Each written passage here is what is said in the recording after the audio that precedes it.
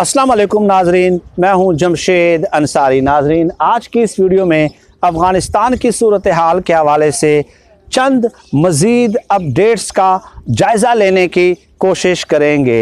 नाजरीन, अफ़गानिस्तान की सूरत हाल ने सबको हैरान कर दिया है। ये बात आपके पेशे नज़र रहे कि अमेरिकन CIA ने, खुफिया एजेंसी ने रिपोर्ट दी थी कि तालिबान अगर बहुत जल्दी भी कर लें तो 30 दिनों तक काबुल के आसपास पहुंच सकते हैं और वो काबुल पे कब्ज़ा करने में 3 माह से पहले कामयाब नहीं हो सकते। ये अमेरिकन CIA की खुफिया रिपोर्ट्स जो उन्होंने अपनी हुकूमत को सबमिट कराई थी। लेकिन अब पूरी दुनिया हैरान है, बरताए हैरत में है कि जो काम इन्होंने 30 दिनों के लिए प्रेडिक्ट किया था वो 30 घंटों में ही तालिबान ने मुकम्मल कर दिया है। नाजरीन, कल आपने देखा कि तालिबान दाखिल हुए, आम माफ़ी का ऐलान किया, खतूत तकसीम किए गए, लाउड स्पीकरों पे ऐलान किए गए, ख़वातीन के लिए, बुज़ुर्गों के लिए, बच्चों के लिए जो है ना रास्ते खोलने का ऐलान किया गया। इसके अलावा सदारती महल में मुज़ाकरात हुए और उसके बाद ये कहा गया कि अबूरी हुकूमत 6 माह के लिए कायम की जाएगी। लेकिन तालिबान ने वो तमाम तर जो है ना वो दावे मुस्तरद कर दिए कि अबूरी हुकूमत का क़याम होगा, बल्कि तालिबान ने यहाँ तक कह दिया है कि हुकूमत उनके सुपुर्द कर दी जाए। चुनांचे अब कंसेंसस तो खैर डेवलप होगा ही, लेकिन इसके अलावा एक कोऑर्डिनेशन कौंसिल नाजरीन कायम किया गया है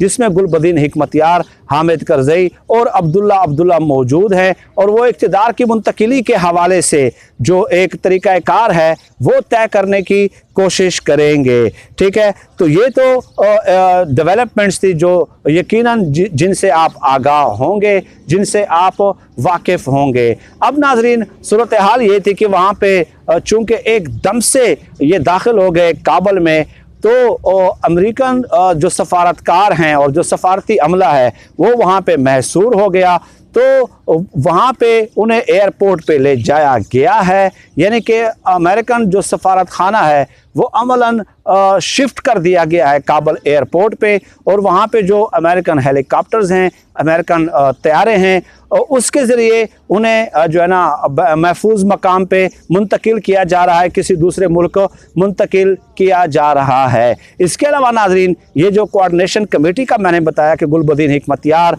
हामिद करज़ई और इसके अलावा उसमें अब्दुल्ला शरीक हैं, तो उन्होंने पाकिस्तान से भी दरख्वास्त की कि आप अपनी PIA की परवाज़ों के ज़रिए जो सफारतकार हैं, जो सफारती अमला है, उसको निकालने में हमारी मदद करें। यानी आप अपने तैयारे भेजें और आप इस सफारती अमले को निकालने में हमारी मदद करें।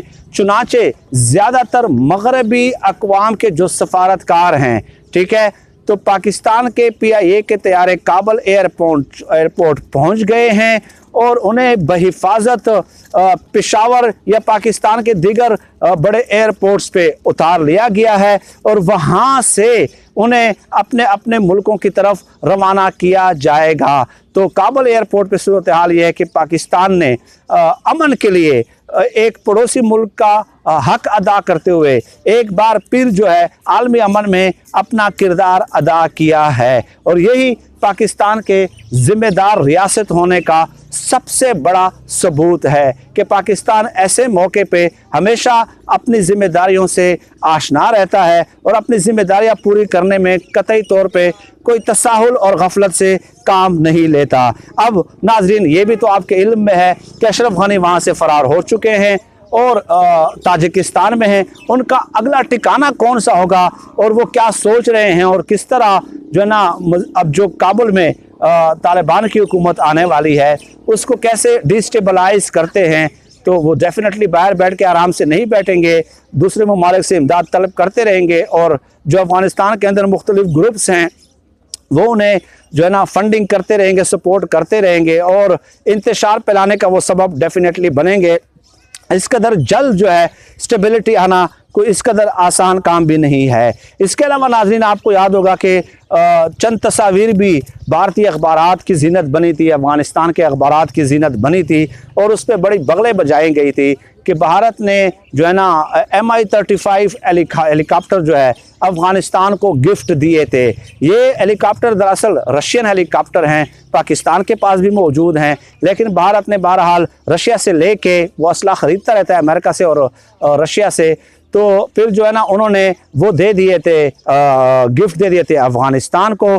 तो तालिबान ने जो है ना अब तस्वीरें बनाई हैं उस हेलीकॉप्टर के साथ भी, और वही भारत का गिफ्ट करदा जो हेलीकॉप्टर है वो उन्होंने अपनी तहवील में ले लिया है। ये भी और एक और बात नाज़रीन बता दूं कि मज़ार शरीफ पे जब तक कब्ज़ा नहीं हुआ था तो वो वहाँ पे भारतीय कौंसलेट और सफारती अमले की जो खुफिया जो मिशन था वो जारी था, और वो बड़े तनदोही के साथ अपना काम कर रहे थे, और उनका ये ख्याल था कि शायद जो है ना मज़ार शरीफ पे तो ये जो है कर भी नहीं सकते, क्या नाम है, कब्ज़ा कर भी नहीं सकते। लेकिन एकदम से जब तालिबान वहाँ पे दाखिल हुए, गैर मामूली तौर पे जिस तरह काबुल में दाखिल हुए और सबको हैरान कर दिया है, तो वहाँ से बाकायदा वीडियोस जारी हुई हैं, भारतीय अमले के भागने की वीडियोस जारी हुई हैं, ठीक है, और सादा कपड़ों में वो मलबूस हैं और अफ़गान फोर्सेस जो है ना भगाते हुए उनको ले जाते हैं। इसलिए आप देख लें कि सबसे ज़्यादा जो इस सूरत हाल की तकलीफ़ है, अमेरिका से भी ज़्यादा तकलीफ़ शायद भारत को है। भारतीय मीडिया को आप ऑन कर लें, स्विच ऑन कर लें, आप देख लें कि वहाँ पे किस कदर आपको रोने के मनाजर नज़र आते हैं। गोया कल 15 अगस्त को भारतीय यौम जमहूरिया था, तो अमलन जो है वो यौम सोग में तब्दील हो गया था तालिबान के काबुल पे कब्ज़े के बाद। तो ये सूरत हाल वहाँ पे है, और 22 खरब डॉलर जो है वो अमेरिका ने लगाए, लेकिन सबसे ज़्यादा तकलीफ़ जो है वो भारत को हो रही है। ये नाजरीन चंद डेवलपमेंट्स थी। इसके अलावा और भी बहुत सारी डेवलपमेंट्स जो हैं, जैसे कि मैंने अर्ज़ किया कि एक एक घंटे के हिसाब से वहाँ पे डेवलपमेंट्स हो रही हैं। अब देखते हैं कि सूरत हाल क्या बनती है।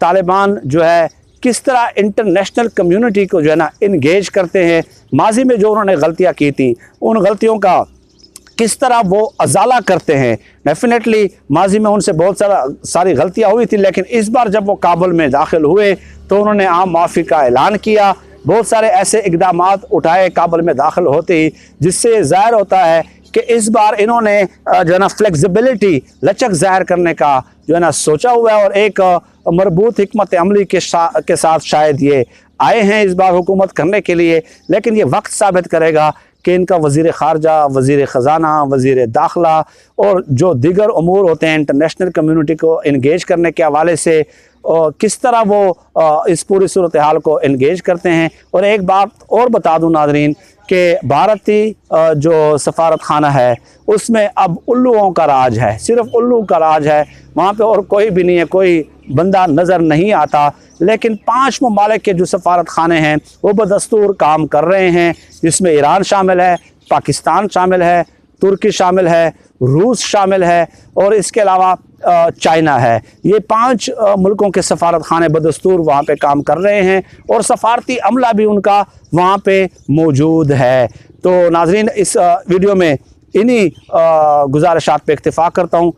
इंशाअल्लाह ताला वक्तन फ़वक्तन आपसे नशिस्त का एहतमाम होता रहेगा। पाकिस्तान जिंदाबाद। अल्लाह हाफ़िज़।